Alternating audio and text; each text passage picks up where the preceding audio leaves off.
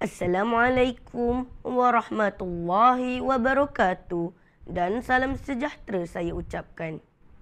Yang berusaha Tuan Guru Besar Encik Rozaidi bin Ismail, yang dihormati Barisan Penolong-Penolong Kanan SK Bukit Jalil, guru-guru serta rakan-rakan sekalian.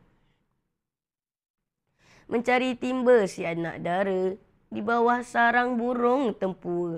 Salam sembah pembuka bicara. Selamat datang untuk semua.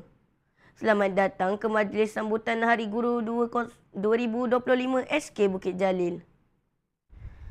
Hadirin yang dirahmati, bagi memberkati majlis kita pada pagi yang penuh bermakna ini, marilah kita bersama-sama menadah tangan bagi mengaminkan bacaan doa yang akan dipimpin oleh saudara Muhammad Ali bin Syamsuddin. Majlis dengan segala hormatnya mempersilakan. Amin ya Rabbal Alamin. Terima kasih kepada saudara Muhammad Ali bin Syamsuddin di atas pimpinan bacaan doa sebentar tadi. Terbang di awan burung jentayu, di atas papan batang jerami. Tampillah Tuan kami merayu, bersama ucapan kata perasmi. Majlis diteruskan dengan menjemput tunjang kepimpinan SK Bukit Jalil, Tuan Guru Besar Encik Rozaidi bin Ismail untuk menyampaikan ucapan perasmian. Dengan segala hormat dipersilakan.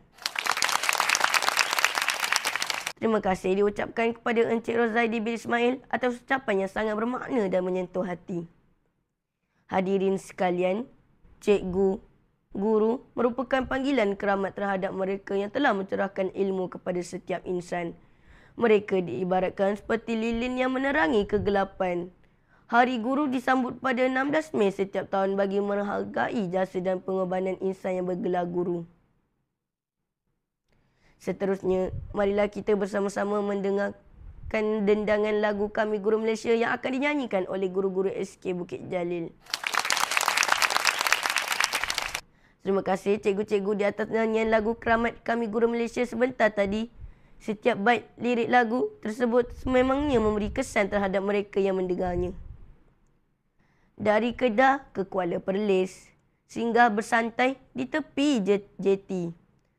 Persembahan murid memeriahkan majlis.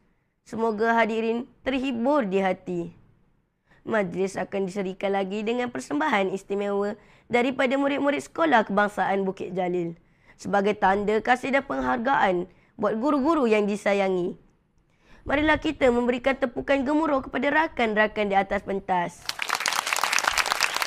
Tahniah dan syabas atas persembahan yang sungguh hebat. Terasa kasih murid terhadap guru terpancar dalam setiap bait lagu dan gerakan. Hadirin yang dihormati, dari Kedah ke Pekansari, beli suasa diseri menanti. Selesai sudah tugas diberi, harap terhibur hendaknya di hati. Di atas dahan burung terpua, melihat rusa tepi perigi. Salam perpisahan untuk semua.